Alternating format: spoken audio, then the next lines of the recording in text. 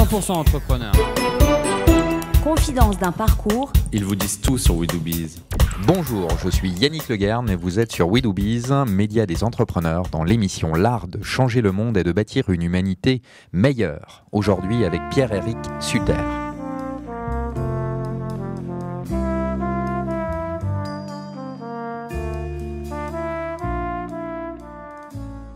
Entreprendre, c'est s'approprier le monde, le bâtir, le faire évoluer pour soi et pour les autres. Notre émission, L'art de changer le monde et de bâtir une humanité meilleure, présente de nouvelles manières de voir, de penser et d'agir. De personnes qui ont changé ou changent de vie et font évoluer le monde par ce qu'elles font et par ce qu'elles sont. Aujourd'hui, nous recevons quelqu'un qui apporte un regard sur le travail, sur le sens de nos vies et de notre devenir, sur la société et le monde.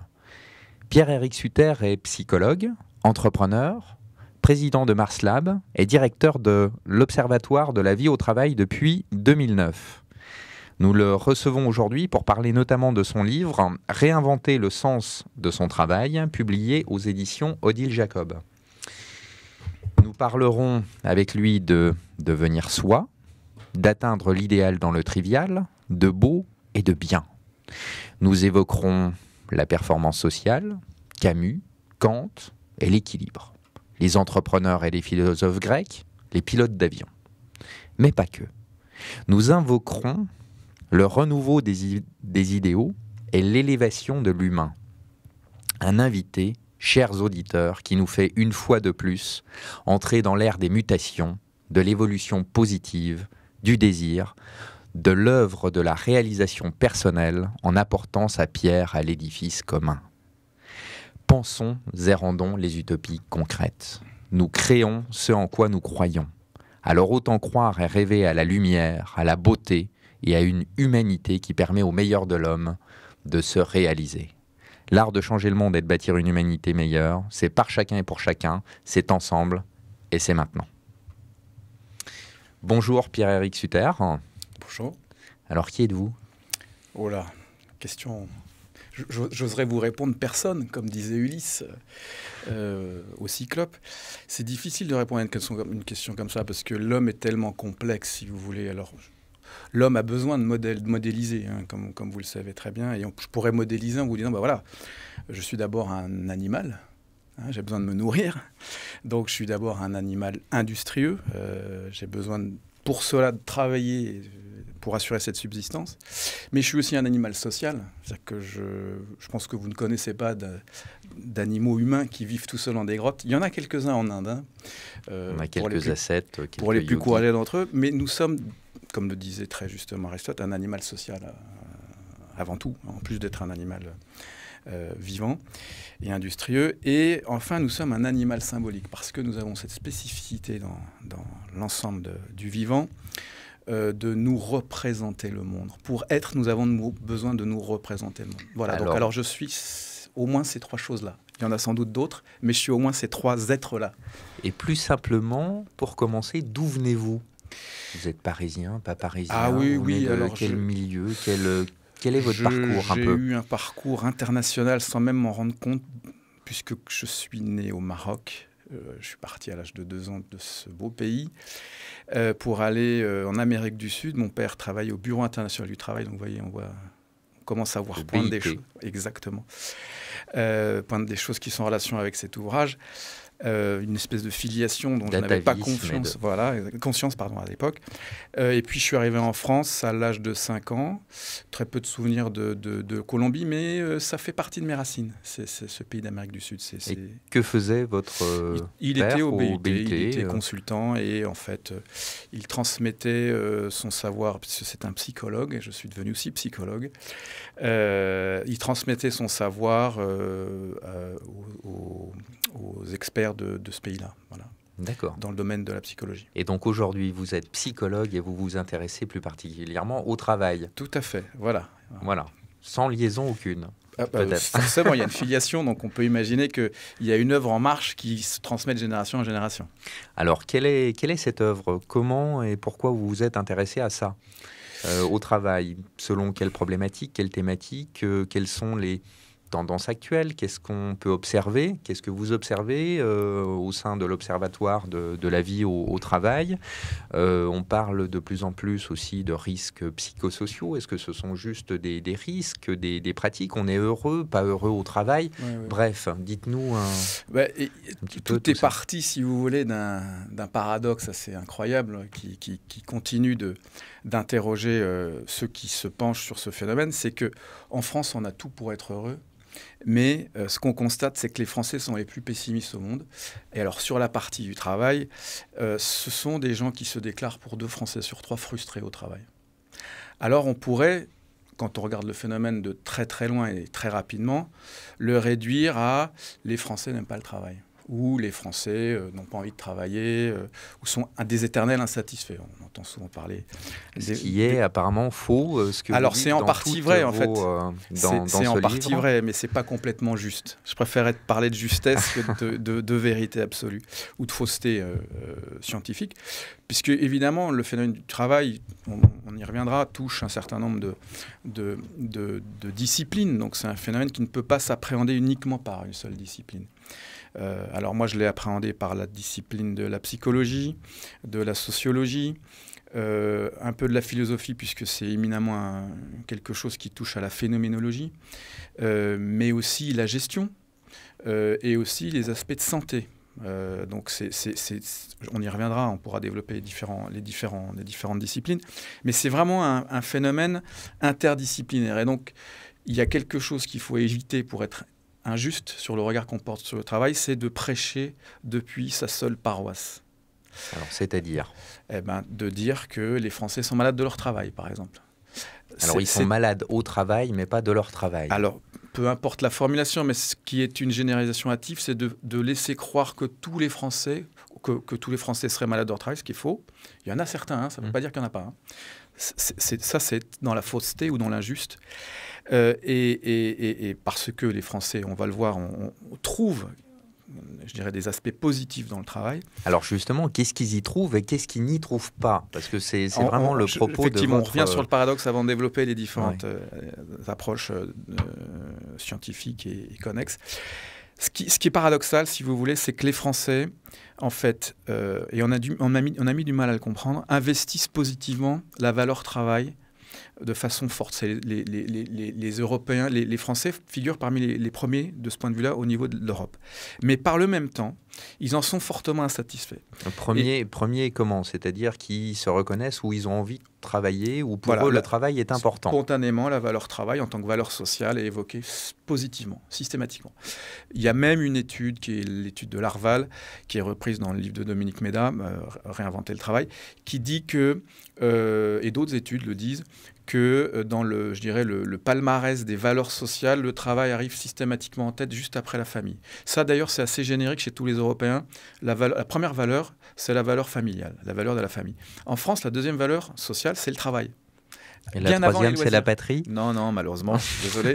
Ça a bien changé depuis les années 40. La troisième valeur, c'est la valeur des amis. Et la quatrième, le loisir. C'est-à-dire que le loisir vient bien après la valeur travail, dans la hiérarchie des valeurs. C'est-à-dire donc de l'intérêt qu'éprouvent les Français vis-à-vis de différentes sphères de justice. On pourra revenir sur ce terme qui vient de Michael Walzer et sur lequel je m'appuie via Ricoeur dans mon travail, dans cet ouvrage.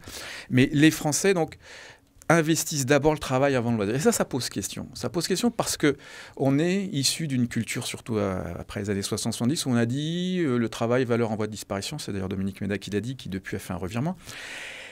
Le travail, valeur en voie de disparition, et on va vers la société des loisirs. Souvenez-vous, c'était dans les 60-70, on pensait que le travail, que les 30 Glorieuses allaient durer ad vitam aeternam, puis depuis on a eu un grand revirement, comme on le constate tous les jours. Et donc on pensait sincèrement que le travail allait disparaître et qu'on allait être dans la société des loisirs.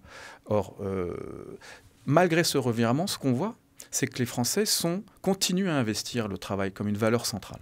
Et qu'elle fait donc sens. Qu'elle fait sens dans leur esprit. Alors, en quoi ça fait sens? Qu'est-ce qu'on y projette? Qu'est-ce qu'on attend du travail et qu'est-ce qu'on n'y trouve pas? Alors, puisque le constat est de dire qu'on est frustré, les Français sont frustrés au travail. nous, pour comprendre ce phénomène-là, parce qu'on était surpris par ces paradoxes, et on a adopté une grille qui est issue à la fois des travaux des psychosociologues et des chercheurs en psychologie positive, qui montre que dans notre esprit, on a tendance à dichotomiser, et ça renvoie d'ailleurs aux travaux des philosophes grecs antiques, et notamment des travaux de Platon, donc avec son fameux monde d'en haut, le monde des idées, et le monde d'en bas, le monde sensible, qui a été repris d'ailleurs en partie par Aristote. Mais finalement, c'est ce qu'on retrouve, c'est exactement ce que vous montrez. Effectivement, ça nous a permis de construire cette typologie. On s'est rendu compte que finalement, on ne pouvait pas mettre sur le même plan la façon dont on pense le travail et la façon dont on le ressent. Alors, c'est-à-dire, voilà, penser le travail, c'est idéaliser le travail, c'est poser un idéal. Je vais vous donner un exemple. C'est l'exemple d'ailleurs que prend Aristote. Aristote dit, voilà, l'animal symbolique qu'est l'être humain tend vers le bonheur. Aristote est un philosophe démoniste, c'est-à-dire que toute sa philosophie, c'est tendre vers le souverain bien, qui vient d'ailleurs du principe premier, le moteur immobile. Donc l'être humain a pour vocation... Attendez, vous nous perdez. On reviendra là-dessus après. Pas de souci. Mais en tout cas, si vous suivez mon raisonnement, pour illustrer ce que j'étais en train de vous dire sur la différence entre travail pensé et travail ressenti, si je reviens sur cette dichotomie, je prends l'exemple d'Aristote pour bien l'illustrer. Aristote dit, voilà, l'être humain tend vers le bien. Donc, je dirais, tous les êtres humains, selon Aristote, et si on se pose un peu la question aujourd'hui, surtout dans notre société, tendent vers un bien meilleur. Une évolution, une sagesse. Rarement vers plus de malheur. Hein. Je ne pense pas que vous connaissiez des gens qui tendent vers plus de malheur. Néanmoins, si ce chemin-là semble commun à tous les hommes, tous les chemins pour y parvenir sont multiples. Donc on a bien une conjugaison entre une unicité, tendre vers un même objectif, et une multiplicité de chemins pour y parvenir. Alors est-ce que c'est un même objectif ou est-ce que... ou un même chemin ou pas, oui. Voilà, mais bon, tout ça pour illustrer que travail pensé et travail ressenti, c'est un peu sur le même schéma. C'est-à-dire que la valeur sociale travail est intégrée positivement par la majorité, comme étant positive par une majorité de Français. Parce qu'on est reconnu, parce qu'on a de l'argent. Non, c'est un idéal. Donc, c'est pas parce que on y cherche quelque chose. On y cherche du plaisir, de l'argent, du lien social, des responsabilités, de l'autonomie. Parce que dans l'Observatoire de la vie au travail, nous mettons en représentation la valeur dans ce qu'on appelle les cognèmes, hein, c'est-à-dire des induits cognitifs, c'est-à-dire comment les gens se la représentent en images. Et ce que je viens de vous dire, la liste de mots que je viens de vous dire, le plaisir, l'argent, le lien social, c'est la façon dont les gens idéalisent le travail, puisque c'est le travail pensé en tant qu'idéal. En revanche, donc ça c'est le travail en valeur absolue. En revanche, ce qu'ils nous disent de leur travail en valeur relative, c'est qu'il est fortement insatisfaisant. C'est donc qu'il y a un grand écart entre cet idéal du travail qui est partagé par 2 Français sur 3, comme étant positif. Ce qu'on pourrait y trouver, ce qu'on y cherche. Exactement, ce qu'on aimerait y trouver. Mais ce qu'on y vit concrètement, ce qu'on y ressent au quotidien, c'est fortement insatisfaisant pour 3 grands types de raisons. Alors, lesquelles ? Manque de transparence de l'organisation et des rôles. Et assez paradoxalement, et en même temps, c'est une évidence quand on y réfléchit, plus l'entreprise devient grosse, moins elle devient transparente. Mais ça ne veut pas dire que toutes les entreprises qui sont de grande taille manquent de transparence. Vous pouvez même avoir des TPE. Alors, que veut dire cette transparence et cette exigence de transparence qu'on voit glisser depuis les concepts anglo-saxons traditionnels, mais... On investigue sur un référentiel qui a été construit scientifiquement. Donc le manque de transparence dont je vous parle, c'est vraiment la transparence de la gouvernance. Faire passer des messages, la gouvernance, c'est-à-dire la direction, à faire passer des messages stratégiques et à trouver une congruence entre ces messages, à faire que les salariés trouvent une congruence entre ces messages stratégiques et ce qu'ils vivent au quotidien.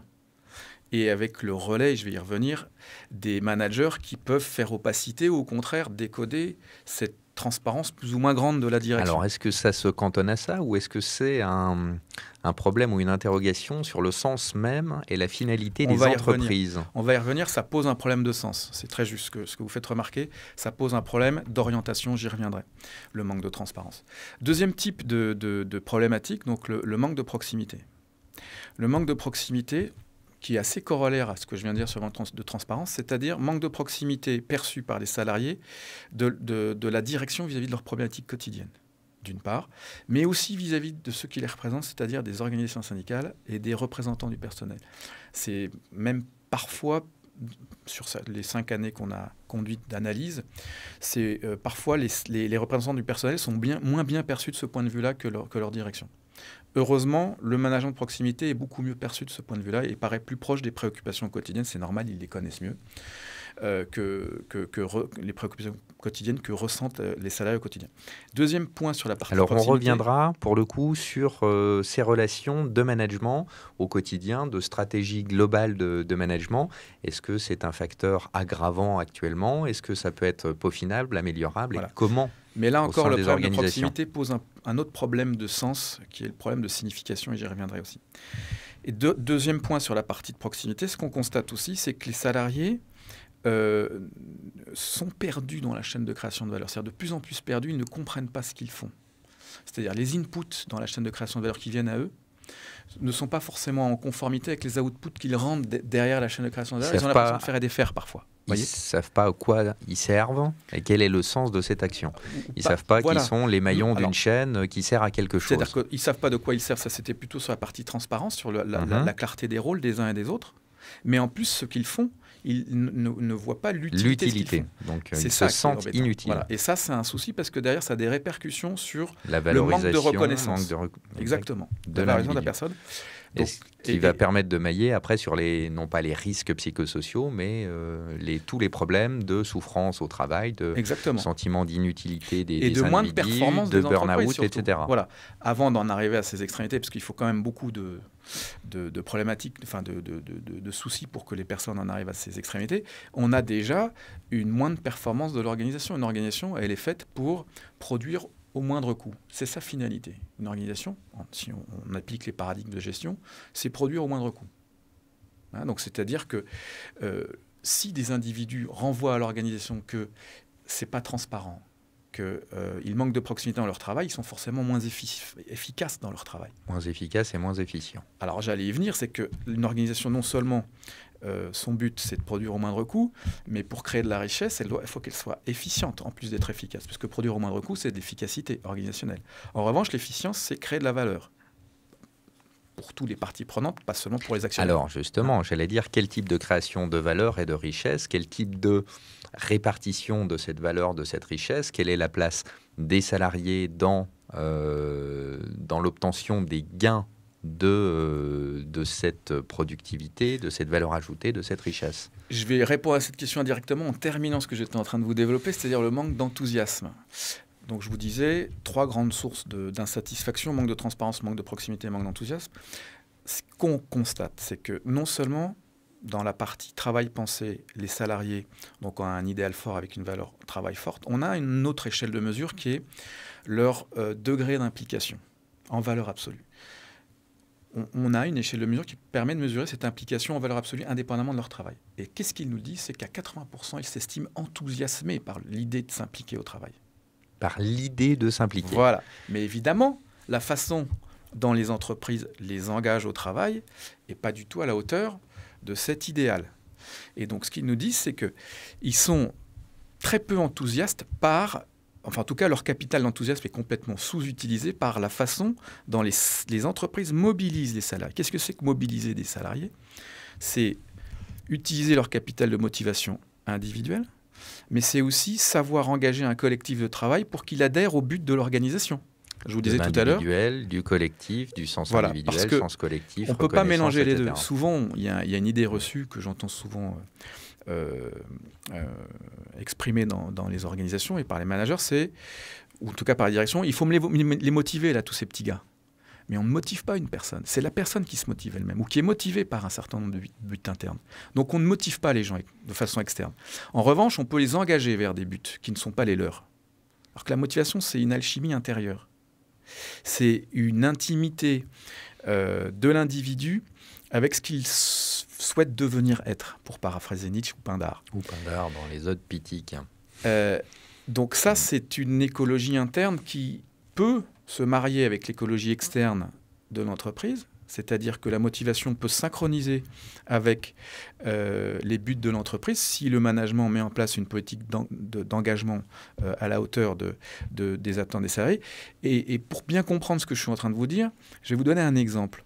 C'est-à-dire que moi, je rencontre des salariés qui me disent « Voilà, Monsieur Sutter, j'adore mon travail. Je suis extrêmement motivé par mon job, par ce que je fais. En revanche, je suis complètement désengagé par la façon dont l'organisation du travail est mise en place et qui en fait m'écœure, donc entre guillemets me démotive. Voyez, donc vous pouvez parfaitement être motivé par ce que vous faites, vous aimez votre travail, mais vous êtes désengagé par les conditions de mise en œuvre de ce travail, qui sont donc celles que l'organisation est censée mettre en œuvre. Et donc, alors c'est valable pour les grandes entreprises, les petites. Vous observez quoi au sein de l'observatoire et de votre l'application de votre métier. Remonter ça parce que évidemment le souci d'un observatoire, c'est qu'il a une vision très globalisante. Hein, et on est plus heureux ou plus malheureux dans les grandes entreprises, les petites entreprises, les PME, les TPE. Voilà. Alors là où il fait le mieux vivre son travail, c'est clairement dans les TPE. On a une vraie différence significative. Alors pourquoi ? Les TPE, donc je rappelle, c'est les très petites entreprises de 1 à 10 salariés. Et bien parce qu'il y a plus de transparence, plus de proximité, plus d'enthousiasme, brave monsieur. Et puis on sait où on va, on sait ce qu'on fait, et puis on fait plus de choses. Attention aussi aux générations actives, parce qu'il y a des gens qui vivent l'enfer dans des TPE et des gens qui vivent le nirvana professionnel aussi dans les grands groupes. C'est des espèces de sociotypes, des catégories d'entreprises. Mais c'est quand même des tendances qui sont réellement significatives. C'est-à-dire que c'est un peu... J'utilise dans un de mes précédents ouvrages, qui était l'ouvrage sur le manager hiérarque, la comparaison des TPE avec l'armée romaine, qui avait compris parfaitement ça. C'est-à-dire qu'un décurion, tout reposait dans l'armée romaine sur le décurion, la hiérarchie qui partait du bas, la hiérarchie de proximité qui était le décurion. Un décurion, il a 10 soldats. Il peut les nommer. Très simplement. Dès que vous dépassez 10, ça commence à devenir compliqué. Parce qu'il vous faudrait une troisième main, or vous n'avez pas de troisième main. Et puis des études scientifiques vous montrent qu'au-delà de 50, on ne peut plus suivre. On peut arriver à connaître 50 personnes, mais dire bonjour à 50 personnes, c'est difficile. 10, c'est ce qu'on voit dans les questions de croissance des entreprises, d'un point de vue entrepreneurial. 50 est déjà un cap, on en a un autre à 100, où on change de mode de gestion, de mode relationnel, d'objectif de la société, d'incarnation ou non des valeurs axiologiques. On rentre dans une complexité bureaucratique qui menace, si vous voulez, la performance sociale. Et ça, c'est un énorme avantage qu'ont les TPE. Ça ne veut pas dire que les grands groupes ne peuvent pas le mettre en œuvre, puisque la preuve, l'armée romaine avait réussi à le faire. L'armée romaine, ce n'était pas des milliers de petites armées de 10 personnes, c'était une grande armée, avec un système hiérarchisé à partir des décurions, ensuite des centurions, etc. Donc le décurion, c'est quoi ? Un décurion, c'est quelqu'un, c'est pour moi un manager hiérarque, c'est-à-dire que c'est quelqu'un qui met en œuvre la transparence, la proximité et l'enthousiasme. Parce qu'il partage tout avec ses soldats. Il partage les joies comme les peines, c'est-à-dire les victoires comme le fait de devoir creuser des choses très matérielles. C'est le partage, c'est un esprit commun. Monter la tente, faire la tambouille, exactement. Et là, si vous voulez, quand on est collaborateur, quand on est soldat, et qu'on voit son décurion s'impliquer comme ça avec nous à creuser, et pas avoir un gars avec des galons qui vous dit « Allez les gars, vous allez me creuser ça », et je veux pas le savoir, je veux pas entendre vos plaintes.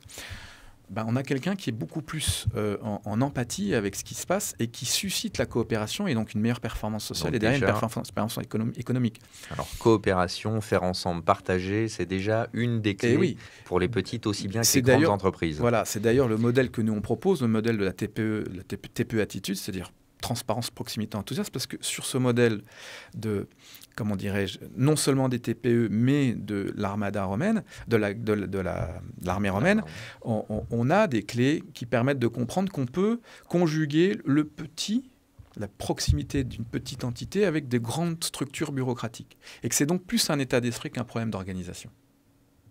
L'état d'esprit de la TPE attitude, c'est de faire œuvre de transparence, de proximité, enthousiasme, en tout cas dans les grands groupes, pour les managers de proximité. Alors, est-ce que vous pensez que les grands groupes peuvent redonner du sens au travail, du sens à l'action de ces grands groupes? On va dépasser ça aussi.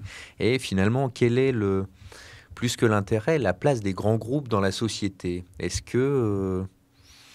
qu'on voit une utilité des entreprises pour lesquelles on travaille, utilité dans le monde, dans la société, dans les relations qu'on peut entretenir au monde?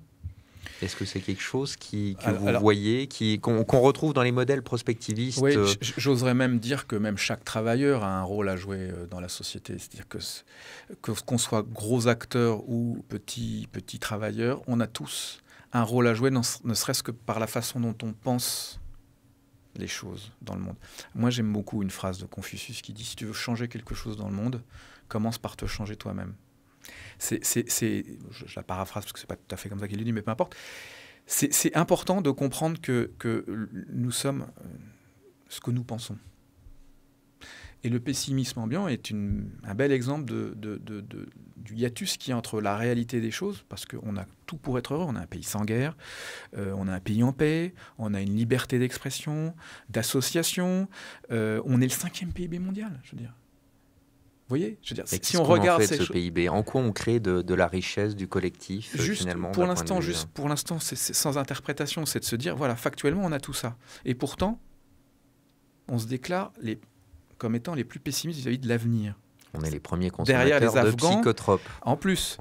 Voilà. Ouais. Alors, bon, on pourra parler de la pilule du bonheur, ça, c'est quelque chose Alors, comment est-ce qu'on fait pour vivre sans pilule du bonheur dans l'entreprise? Première question qui est de dire comment est-ce qu'on peut finalement avoir un rôle dans le monde.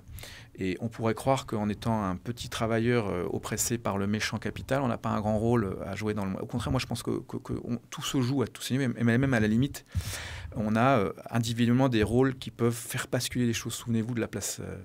Tiananmen. Oui, c'est là par exemple, mais je pensais plus à la Tunisie, je me souviens plus du nom Tahrir. de la place. C'était pas là, ça c'était en Égypte. Oui. Mais celui qui a fait basculer, ce qui a fait basculer la révolution, c'est au moment... Alors ça couvait bien sûr, ça couvait. Si je puis dire, sans mauvais jeu de mots, c'est celui qui s'est immolé par le feu, qui a fait que ça a explosé. C'est une personne qui a fait que ça a basculé. Ça aurait pu s'éteindre. Un feu qui couvre, il peut s'éteindre ou au contraire s'embraser. Et ça a été l'étincelle qui a permis au feu une personne que le feu, effectivement, s'embrase. Mais effectivement, l'exemple que vous prenez de la place Tiananmen est intéressant. C'est quelqu'un qui lutte seul contre un char. Ça paraît absurde au départ de dire je vais me mettre devant un char. Mais le char s'arrête. Donc on a un pouvoir. Aussi fragile qu'on puisse être, on a un pouvoir. Nous sommes le monde. Nous pouvons agir sur lui avec ce que nous sommes. Donc c'est la façon dont nous le pensons et nous le représentons qui fait qu'on a l'impression de vivre dans un monde mauvais ou dans un bon monde. Alors justement, comment est-ce qu'on peut modifier nos propres représentations du monde?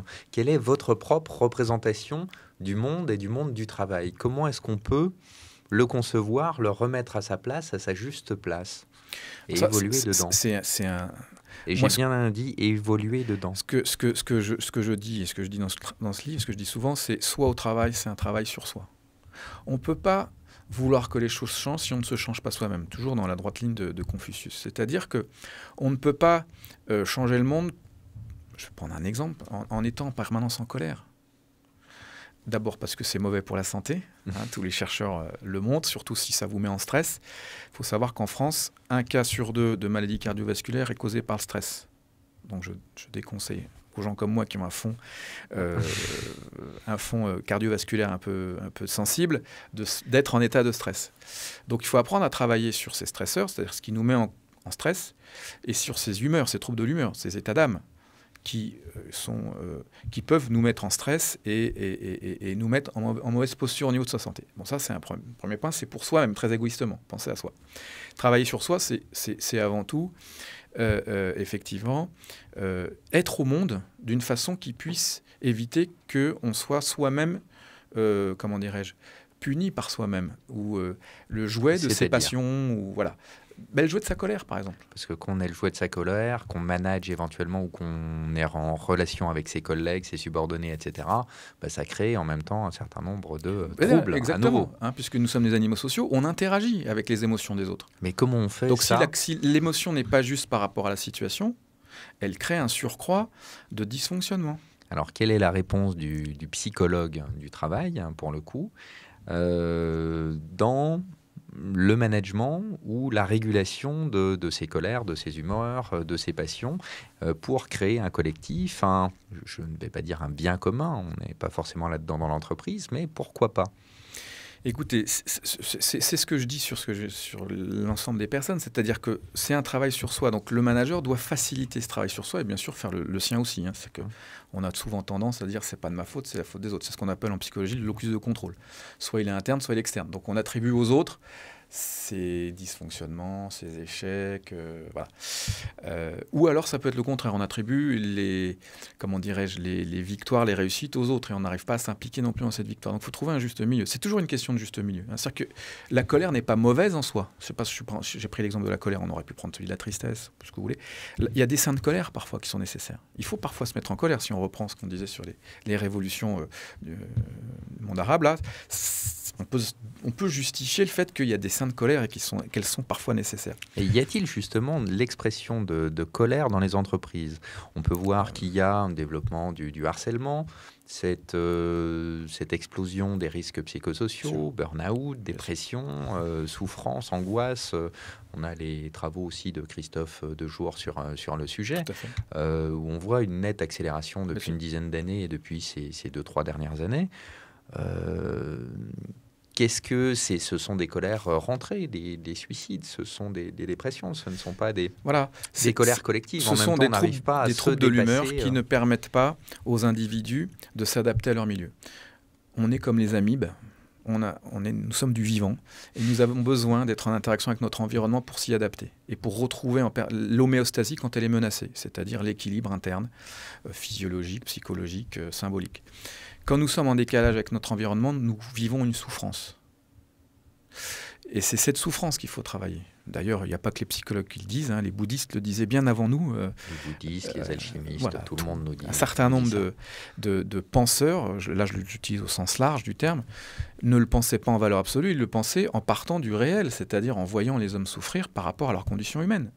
La condition humaine, ne serait-ce que ce que j'évoquais en me présentant, je suis un animal vivant, industrieux, je suis industrieux parce que je dois assurer ma subsistance. Si je ne travaille pas, je vais avoir faim et ça fait mal d'avoir faim. C'est une souffrance. Bon, le problème, c'est que travailler pour assurer sa subsistance peut être perçu comme un mal et faire souffrir. Et là, je voudrais, et j'essaie là-dessus de traiter cette idée reçue, remettre en cause une idée reçue qui a été très flagrante dans les années 90-2000 en France, c'est que le travail a été perçu comme une maladie ou une souffrance en soi. C'est archi faux, même si effectivement, étymologiquement, travail vient de tripalium, comme on le sait, qui veut dire qui est un instrument de torture. Bon, faites 3 pieux. Ce qu'on sait moins, c'est qu'à l'origine, ce fameux tripalium qui n'était pas un instrument de torture, c'était un instrument qui mettait sous contrainte les animaux de trait pour les ferrer. Pour les faire avancer. Exactement. On les mettait sous contrainte. Donc le travail, pour moi, c'est ni plus ni moins une mise sous contrainte. C'est comme l'origine du mot management, qui est une origine française et qui fait exactement la même chose, qui entrave et en même temps dirige. Exactement, alors, qui canalise l'énergie. Quelle est la part de canalisation de l'énergie et celle d'entrave? Voilà, c'est-à-dire que pour canaliser l'énergie... Mais de toute façon, je vais prendre une métaphore sportive et vous comprendrez très vite, si vous êtes joggeur, on est dans le même état d'esprit. C'est-à-dire qu'une mise sous contrainte, c'est ni bon ni mauvais, en valeur absolue. Elle peut être bonne si elle aboutit à un résultat positif, elle peut être mauvaise si elle est systématiquement sur quelque chose de négatif qui entraîne la souffrance. Mais le travail n'est pas la souffrance en soi. Il peut avoir comme conséquence la souffrance, mais il peut avoir aussi comme conséquence l'épanouissement. Donc une mise sous contrainte, elle est là pour atteindre un but, elle n'est pas en soi le but. C'est comme dans le sport, donc je prends ma métaphore. Quand vous voulez devenir un coureur de fond émérite, vous allez faire du jogging autour d'un parc, vous n'allez pas partir bille en tête comme les champions qu'on voit à la télévision. Vous risquez de vous faire du mal et d'être en souffrance immédiate, voire grave. Hein. Pourquoi pas faire une crise cardiaque, bon, si vous allez beaucoup trop loin. Vous allez donc vous mettre sous contrainte pour y aller progressivement. Vous n'allez pas vous dépenser dans une déperdition d'énergie folle qui va vous menacer votre système cardiovasculaire, vos muscles, etc. Et en plus, ça va commencer par des crampes, vous ne pourrez même pas pouvoir le faire. Bon. Donc, clairement, la mise sous contrainte se fait progressivement par rapport à un idéal. Donc, vous voyez, on retrouve l'idéal. Je veux atteindre un certain niveau de performance dans la course de fond. J'ai mon idéal, et pour le mettre en œuvre, je vais me mettre sous contrainte, et en fonction de ce que je ressens, ce que j'éprouve dans ma course quotidienne... Sous contrainte ou en condition? Bon. Les deux, en général. Parce qu'on pourrait faire la digression sur les deux ont leur intérêt.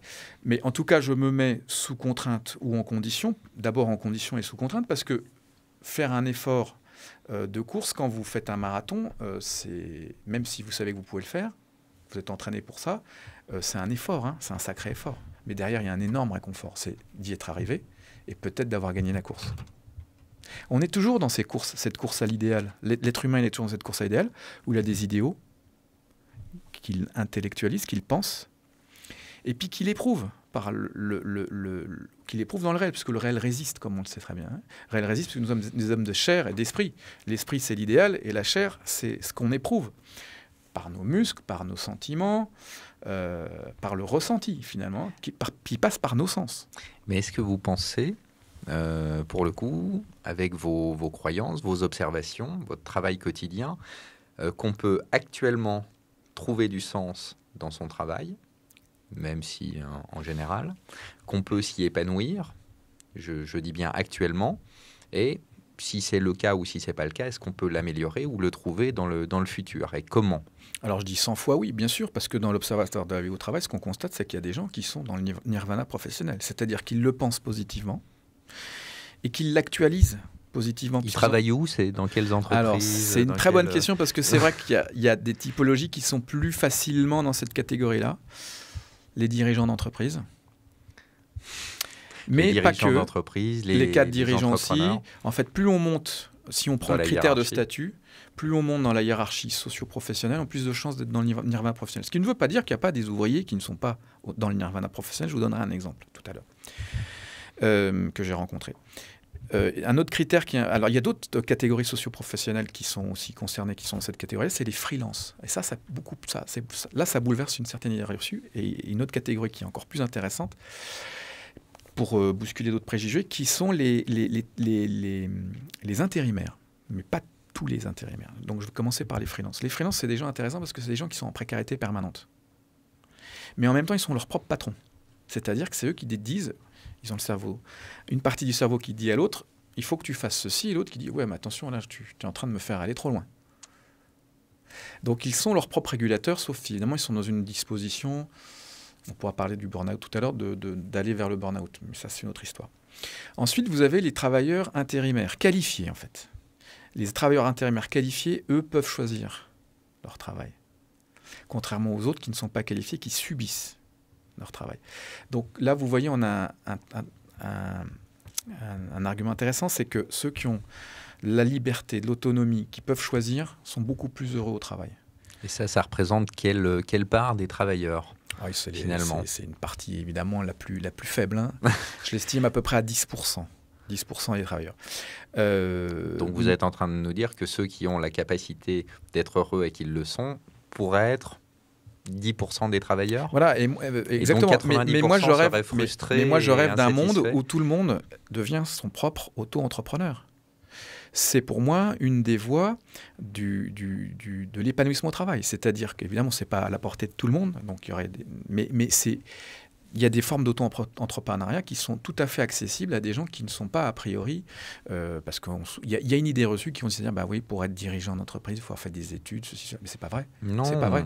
On a pu le voir, on a créé un certain nombre de programmes entrepreneuriaux, tout le monde peut être transformé en entrepreneur, avec plus ou moins de succès, voilà. Mais tout le monde peut le devenir. Mais ça nécessite là encore un travail sur soi, hein, parce que dans l'idéal dont je vous parle, qui est le mien, qui sous-entend que l'idéal d'auto-entrepreneur sous-entend une prise de responsabilité, une prise de risque, et tout ça, ça doit se mesurer avant de se lancer. De compréhension de soi, de recherche de sens, et de son propre et sens. Et aussi d'analyse de ses réactions, de ses émotions par rapport à ça, et de maîtrise de ses passions par rapport à ça aussi. Alors vous, dans votre propre parcours, on ne l'a pas dit, mais vous êtes, enfin, on l'a dit très en amont, vous êtes passionné par la philosophie, par un certain nombre de choses. En quoi la philosophie peut vous aider, peut nous aider?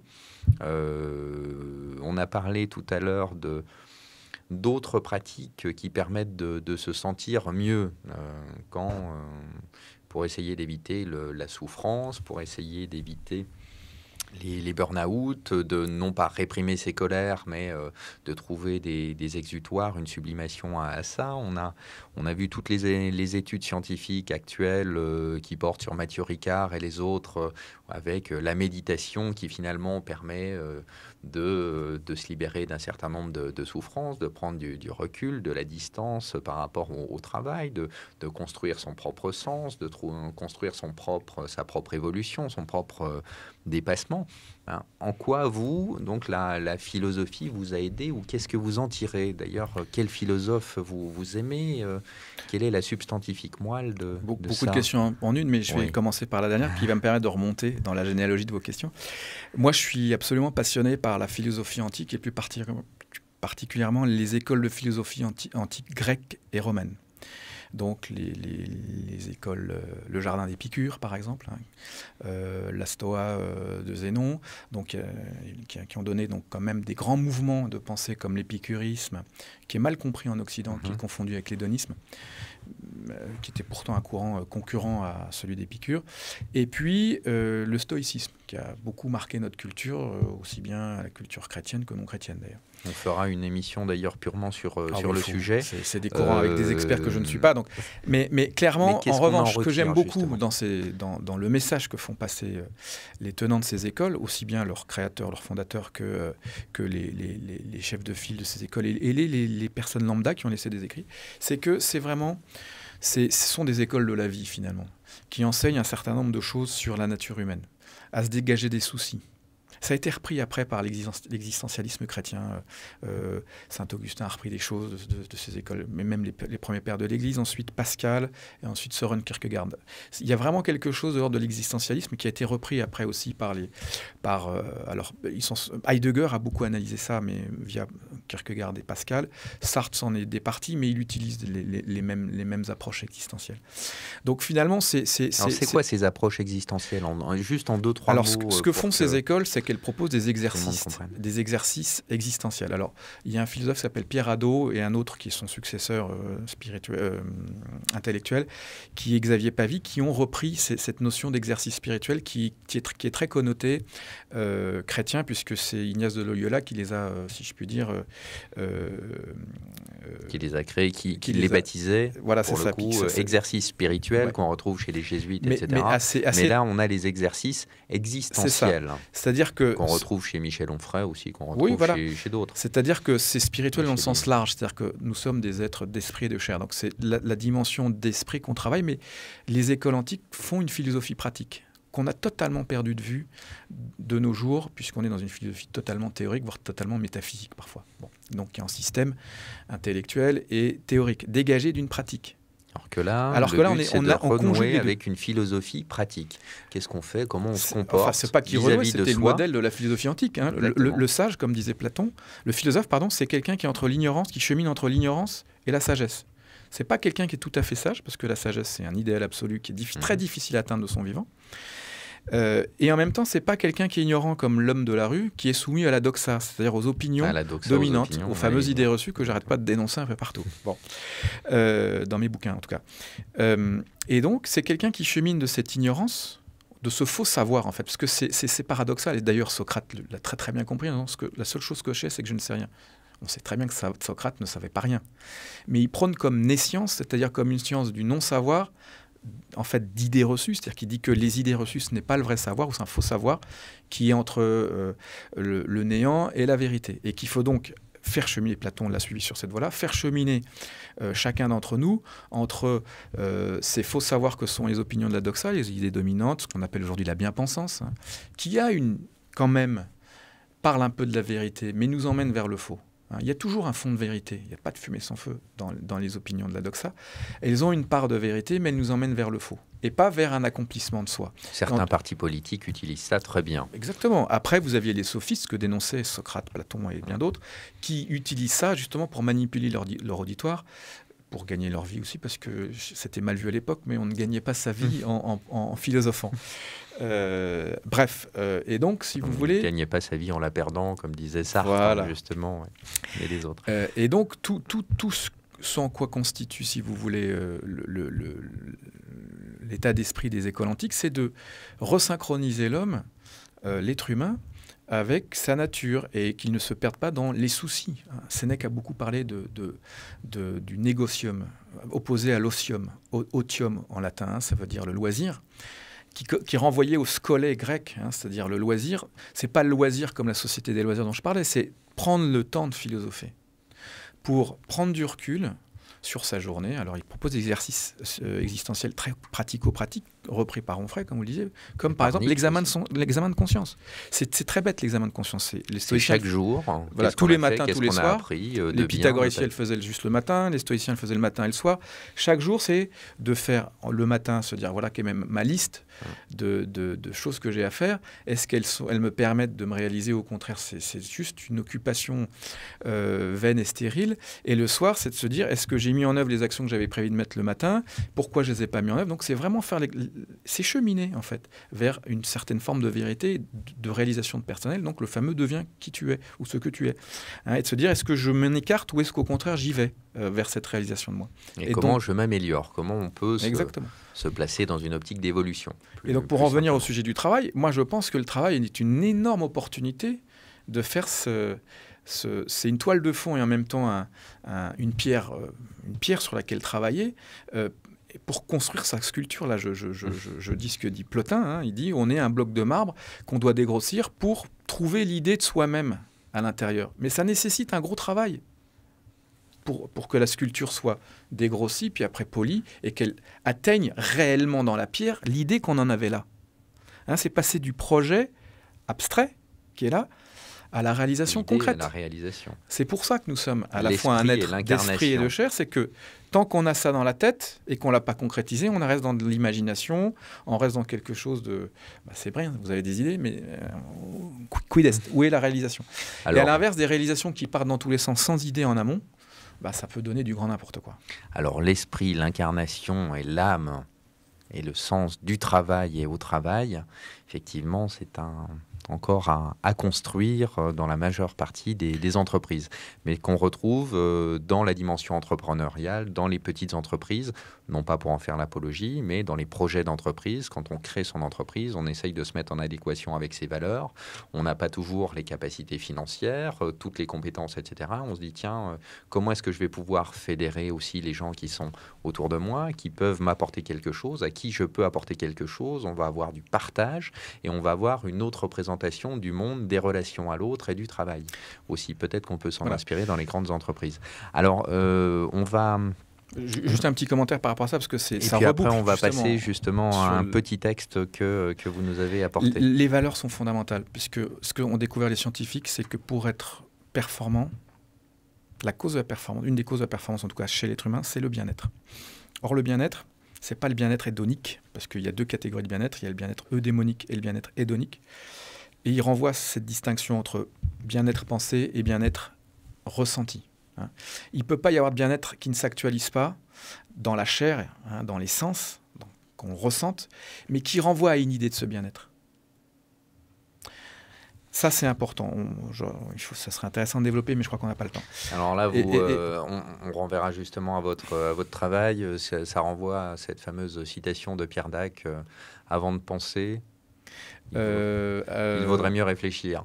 Oui, c'est quelque chose comme ça. Je m'en souviens plus par cœur, mais mieux vaut... Rien ne sert de penser, il faut réfléchir avant. Ça, exactement. mais même son plaisir, on part pas tous azimuts n'importe où, vers l'assouvissement de ses pulsions. Sinon, on reste à l'état animal finalement. Et étant un animal symbolique, on a besoin de s'accrocher à ça, parce que si on est un animal, derrière, on a un certain nombre de pathologies qui peuvent naître. J'ai pas le temps de développer. Mais après, effectivement, il faut être au dépassement de ça, à la sublimation et à quelque chose qui transcende. Mais en même temps, la sublimation doit toujours se raccrocher à quelque chose de physique, de ressenti. Je voulais revenir sur ce que je dis sur les valeurs, puisque c'est intéressant par rapport aux entreprises qui ont l'air de découvrir ça, que nous sommes des animaux symboliques. Or, de plus en plus, on voit fleurir dans les entreprises des chartes de valeurs, des choses comme ça. Il y a une grande erreur à ne pas commettre, c'est d'imposer des valeurs sans les avoir partagées avec les valeurs du corps social. Sinon, on rentre en conflit de valeurs, en conflit éthique. Et ça peut bloquer une entreprise, contrairement à ce qu'on croit, parce qu'on est prêt à mourir pour ces valeurs. Et les salariés, si ils ont l'impression qu'on menace leurs valeurs, puisque les valeurs déterminent les comportements. Hein. On va de l'idée à l'action. Et derrière, on alimente l'idée par l'action. Si elle est positive, elle va venir actualiser les valeurs, donc l'idée qu'on a de notre vision du monde. Or, si on nous empêche d'actualiser nos valeurs, on nous rend très malheureux, voire très furieux. Et c'est comme ça d'ailleurs que les grandes révolutions naissent. C'est qu'au bout d'un moment, on n'est plus en conformité avec ses valeurs, avec ses idées. On a une déconnexion totale. Et voilà. Et ce qui d'ailleurs, les systèmes d'idéaux deviennent des idéologies. C'est qu'à force, évidemment, ils veulent s'imposer et ça devient des confrontations d'idéologie. Mais donc attention à ça. C'est important de mettre en œuvre des chartes de valeurs pour donner du sens au travail, puisque j'étais en train de dire que la performance vient du bien-être. Et le bien-être, ça marche comme ça. C'est sens, mobilisation, satisfaction. C'est-à-dire que si on a un sens, si on trouve un sens dans son travail, on va avoir envie de s'y mobiliser, de s'y engager. Et si on s'engage par rapport à des valeurs, on va en tirer une satisfaction parce qu'on voit ces valeurs s'actualiser. Ça boucle vers les valeurs. Je vous donne un exemple. Une infirmière, par exemple, qui depuis l'âge de 5 ans décide de vouloir être infirmière parce qu'elle se dit c'est génial, être infirmière, c'est sauver des gens. Hein, donc elle fait des études, elle devient infirmière et puis voilà, elle sauve des gens. Et donc elle s'engage d'autant plus auprès des patients parce que sa valeur s'actualise dans son quotidien et elle y tire une satisfaction. Et tirant une satisfaction de cet engagement, ça actualise sa valeur de sauver des gens. Et donc, elle continue à s'investir positivement. Or, si vous changez le contexte, si par exemple vous lui dites la valeur suprême maintenant à l'hôpital, c'est plus sauver des gens, c'est faire des économies. Tout d'un coup, elle va avoir un conflit. Elle va avoir un conflit de valeurs. Elle va trouver ça comme étant un non-sens, elle n'aura plus envie de s'engager, elle en tirera une forte insatisfaction. Et donc là, on a un début de démobilisation et de conflit de valeurs avec la direction de l'hôpital. Exactement, dans les conflits de valeurs. Alors, on va passer à notre prochaine petite séquence philosophique. Vous nous avez apporté un petit texte. Voilà, je vous ai apporté un petit texte de Pascal, extrait des pensées de Pascal, où Pascal cherche à montrer l'état de l'homme hors du divertissement. Pascal a pensé le divertissement comme étant justement ce que disait Sénèque, que j'ai cité très rapidement. En fait, l'homme passe son temps à chercher à s'occuper parce qu'il ne veut pas se retrouver face à lui-même. Hein? Donc, il se trouve des occupations. Répétez-le. Redites ce que vous venez de dire. L'homme cherche à s'occuper en permanence. Il se préoccupe, en fait, parce qu'il est incapable de se retrouver seul dans une chambre pour penser. Hein? C'est ce que dit un petit peu Pascal. Alors là, c'est une espèce de... C'est à la fois philosophique et poétique, ça s'appelle ennui. Rien n'est si insupportable à l'homme que d'être dans un plein repos. Sans passion, sans affaires, sans divertissement, sans application. Il sentira alors son néant, son insuffisance, sa dépendance, son impuissance, son vide. Incontinent, il surgira du fond de son âme l'ennui, la noirceur, la tristesse, le chagrin, le dépit, le désespoir. Vous voyez tout ce qu'on a dit sur... alors on retrouve la vacuité des bouddhistes, par exemple, c'est très intéressant. On retrouve le fait que l'homme puisse jouer de ses passions, comme on le voit en psychologie. Mais là, on retrouve les Sénèque avec le négocium, hein, et le fait d'éviter de se retrouver dans l'osium, c'est-à-dire le loisir de devoir penser sa vie.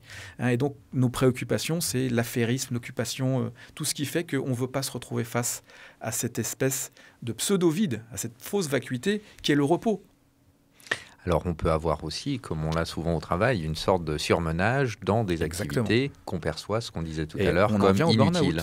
Et donc c'est ce qui provoque effectivement le burn-out. On se confronte effectivement, alors le phénomène du burn-out est un phénomène assez intéressant qui est un petit peu sous le feu de la rampe en ce moment, et il ne faudrait pas que ça devienne un énième phénomène de mode, comme ça avait été le cas avec le harcèlement, le stress, les risques psychosociaux, c'est-à-dire un phénomène de mode qui dévalorise vraiment le phénomène, et en tout cas qui évite de prendre en compte la réelle souffrance des gens, hein, ou qui laisse croire que tout le monde souffre de ce mécanisme. Comme on l'a fait croire que tout le monde était stressé par le travail, c'est archi faux. Hein. Comme on a fait croire que tout le monde était harcelé, c'est archi faux. Comme on a fait croire que tout le monde subissait des risques psychosociaux. Heureusement que les êtres humains, les travailleurs ne subissent pas tous ces maux-là, parce qu'ils ne seraient pas au travail, ils seraient au fond de leur lit, ils ne pourraient pas travailler. Il y en a de plus en plus, mais il n'y a pas que ça. Voilà. Et heureusement, tout le monde ne se suicide pas au travail. Il y a beaucoup de suicides au travail, mais c'est seulement 700 par an, par rapport je crois qu'il y a entre 10 000 et 15 000 personnes qui se suicident en France. C'est beaucoup plus que sur les accidents de la route. Mais, donc, il ne faut pas laisser croire des choses. C'est important, ça. Ce qui ne veut pas dire que les choses n'existent pas. Il y a des soucis, il faut retrouver du sens au travail, travailler sur le sens, comme vous le dites dans votre livre. Voilà. Effectivement. Alors, on va passer à malheureusement, à notre dernière partie, puisque le temps passe. Alors, questionnaire artistique et philosophique pour changer le monde. Donc là, on va revenir un petit peu plus à vous. Des réponses peut-être plus courtes, plus intuitives. Qu'est-ce qui vous fait rêver? La musique. Bouger. La philosophie. Comment aimez-vous? Avec amour. Comment est-ce qu'on peut créer un inconscient collectif d'humanité meilleure? En partageant ses idées. Et on est dans les deux sens. Vous êtes conscient de quoi? De pas grand-chose. Mais j'essaye d'incarner ce que je pense et de penser ce que j'incarne. C'est très important. Comment s'invente-t-on? Alors, au travail, en tout cas, en naissant à son travail. C'est pas parce qu'on a un travail qu'on est né au travail. C'est en se l'appropriant par son esprit. Donc, en naissant, c'est pour moi 3 mots-clés. Naître, connaître, reconnaître ou se reconnaître. Naître au travail, c'est fondamental. Sinon, on n'est pas l'acteur, on n'est pas un vrai sujet travaillant. Ensuite, on ne pourra pas connaître le monde via son travail. On sera l'objet de son travail. On ne sera plus un objet de connaissance. On ne sera plus un sujet de connaissance. Et enfin, on ne pourra pas se reconnaître dans son travail. Donc, on subira des tas de pathologies. Et ça marche dans les deux sens. Si on est reconnu dans ce qu'on fait, parce qu'on a développé des connaissances et qu'on est au travail, on sera reconnu par les autres, par sa hiérarchie, donc on ne sera plus en manque de reconnaissance. Et on pourra valoriser des connaissances, on pourra rendre une certaine forme d'utilité, puisqu'on a en nous ce désir d'être utile, et on sera donc épanoui comme sujet, et on sera réellement né au travail. Et comment est-ce qu'on est utile au monde? Et comment on invente le monde? Ah là là, vaste débat. On est utile au monde en étant déjà en synchronisation avec soi-même. C'est très important, parce qu'on évite d'être dans des récriminations permanentes, dans des souffrances qui font que derrière, on mobilise des tas de gens. Donc je crois que c'est important de se synchroniser avec soi-même, de se synchroniser avec son esprit et son corps. À quoi on sert? On sert aux autres, je crois. En tout cas, dans ma profession de psychologue, c'est un peu ce qui nous motive. Hein. On est là pour les autres. Un petit peu pour soi quand même. Hein. Mais on est là pour aider les autres dans leur souffrance et leur montrer une certaine voie de réalisation d'eux-mêmes et d'éviter certaines formes de souffrance ou de soucis, comme on l'évoquait avec nos philosophes antiques. Qu'est-ce qui est magique pour vous? La nature, c'est un émerveillement permanent. Pour moi, la nature, c'est quelque chose d'incroyable. Mais tout dans la nature, même nous, puisqu'on a l'impression d'être sortis de la nature, puisqu'nous sommes des animaux culturels, mais c'est une merveilleuse machine naturelle, hein, l'être humain. Voilà, la nature, moi, je trouve ça extraordinaire. C'est quoi la nature? La nature, c'est à la fois les astres, cette espèce de mécanique incroyable. Moi j'aime beaucoup la vision des Grecs du cosmos. Alors, ils en avaient une vision fermée, et Pascal, lui, justement, a dit des choses intéressantes sur le fait que les grands espaces de l'infini, puisque c'est à peu près à l'époque de Pascal, on se rend compte que le monde n'est plus un monde clos, le cosmos n'est plus un monde clos. Et ça a été une grande source d'angoisse à cette époque-là. Moi, j'aime beaucoup la vision des Grecs d'un cosmos harmonieux. Et on a, à portée de la main, une partie de cette harmonie du monde dans lequel on est, et on a une responsabilité par rapport à cette harmonie-là, puisqu'on est capable de détruire notre monde proche, hein, comme dirait Aristote, le monde sublunaire. Puis il y a le monde supralunaire, bon, qui nous échappe bien, encore heureusement. C'est quoi le monde supralunaire? C'est le monde ouvert, justement, le monde non clos, hein, parce que je pense qu'il ne faut pas opposer le monde clos et le monde ouvert. Au contraire, ils sont tous les deux comment dirais-je, en articulation, puisque les lois de la physique traditionnelle se conjuguent avec les lois de la physique quantique. On n'a pas encore trouvé l'articulation, mais on sait que ces deux niveaux de lois physiques coexistent. On ne sait pas encore comment très bien. On est en train de découvrir des choses très intéressantes qui montrent que ça s'articule, que c'est deux différents types de lois, mais qu'elles n'ont pas la même nature, mais qu'elles s'articulent. Donc c'est dans ce sens-là où je dis qu'il y a un monde clos et un monde ouvert, et que ces deux mondes s'articulent. Ce monde clos, c'est celui qui nous est accessible, et le monde ouvert, il est vertigineux. Hein. Comme diraient les alchimistes, qu'est-ce que l'univers? Pour moi, c'est tendre vers l'unité. On a cette nécessité d'unifier notre esprit et notre corps, sinon on risque d'être comme le dit très, très joliment le philosophe Vergely dans son dernier ouvrage qui vient de paraître, qui s'appelle « Deviens qui tu es », soit on devient un mi-animal, hein, il reprend le mythe comment ça s'appelait déjà, les chevaux mi-animal et le centaure, voilà. Ou alors on devient des demi-dieux, mais ça nous entraîne vers notre animalité d'un côté ou vers une pseudo-divinité, divinisation de l'être humain qui nous amène vers la folie. Il faut trouver un juste équilibre entre notre animalité et ce que lui appelle ce que les Grecs appelaient la divinité, qui est pour moi les valeurs, le sens, c'est-à-dire tout ce qui nous constitue symboliquement. Hein, qu'on soit croyant ou non croyant, il y a des valeurs symboliques, spirituelles. Il y a une spiritualité laïque comme une spiritualité religieuse. C'est dans ce niveau-là, ce registre que je me situe. C'est-à-dire qu'on a en nous, puisqu'on est un animal symbolique, le devoir de découvrir notre spiritualité pour qu'elle soit pas. Quelles sont vos valeurs symboliques? Les 3 valeurs symboliques qui vous constituent? C'est difficile de répondre comme ça, mais Non, réfléchissez pas. Des réponses courtes, parce qu'on va... Valeurs symboliques. Quelles sont vos 3 valeurs Confiance, respect, épanouissement. C'est qui l'autre? Je suis un autre. C'est-à-dire que c'est un va-et-vient entre soi et nos frères humains, quels qu'ils soient, quelle que soit la couleur de leur peau, au-delà des apparences et de la doxa qu'on peut avoir. Et je crois que ce qui est très dur, c'est de se mettre à la place des autres et d'agir comme ils voudraient qu'on agisse pour eux, pour éviter la souffrance, pour qu'on les reconnaisse. Enfin, voilà. Qu'est-ce que vous aimez donner, pour le coup? Moi, ce que j'aime donner, c'est du temps pour décortiquer les idées reçues qui font qu'on n'arrive pas à tendre vers sa propre spiritualité, donc son équilibre symbolique.